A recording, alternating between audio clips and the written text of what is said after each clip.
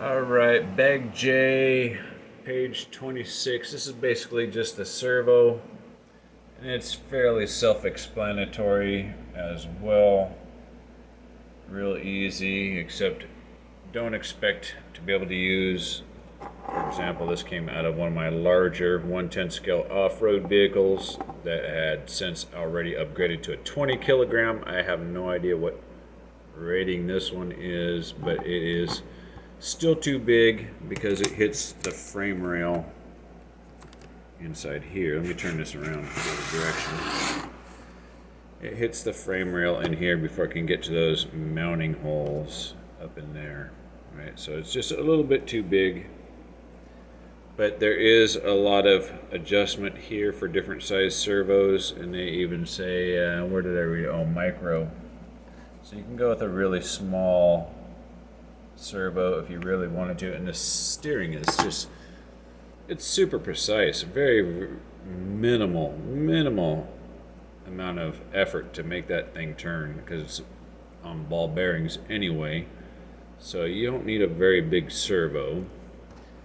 So I'm just going to stick all of Bag J, and it's, for some reason you get a set screw. Your two flush trim or tapered seat screws are going to go through the bottom of the chassis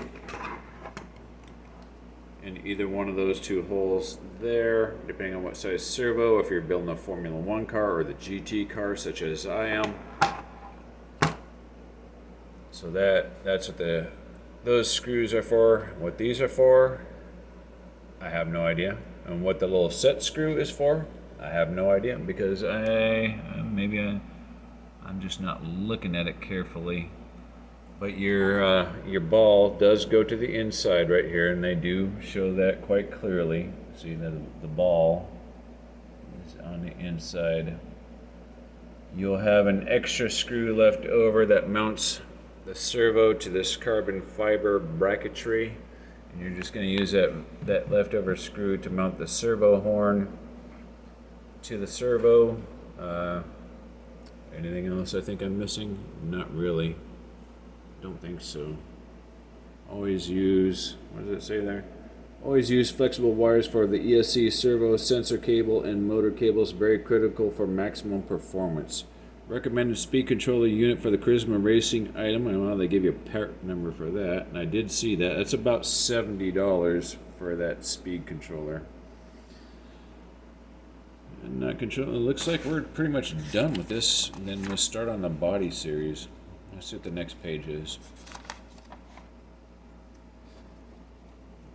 Well, yeah, I do have one more bag called Bag K. What is Bag K involved in? J. It doesn't say anything about Bag K. That's installing the motor, installing your speed controller and the battery. And so I have no idea what Bag K is.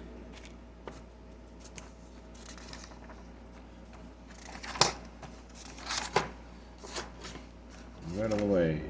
And yeah, I'm not seeing a Bag K. K as in kilo. So I guess they're just some extra parts that they feel that you might need, because it goes J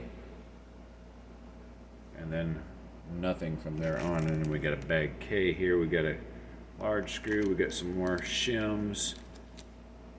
An O-ring, a very small O-ring of some sort. We got a couple of small O-rings. A couple more larger flush trim screws. Plus we still have some leftover stuff from Bag F and Bag E. So I think those are just my steering links. Let's see, I don't think there's, and some screws and some more washers. Those washers are to set the ride height of the rear axle. And I have no idea what that stuff is for. Maybe I missed something, but I highly doubt it. It's possible. I am only human. We make mistakes. But anyway, I do not see a Bag K, so those must just be extra parts. Other than that, the next video series will be on the body. If it wasn't for this manual being so fucked up, this would be really awesome. But I still really like this car so far. I just absolutely love this car. I doubt I'm ever going to drive this car. I doubt it, because they did design it so that way you can scrape the bottom of your chassis, you know, in the hard tarmac, and really rub those letters and that gold inlay off. They designed it that way intentionally. So, other than that being said, this was going to be a display model for me.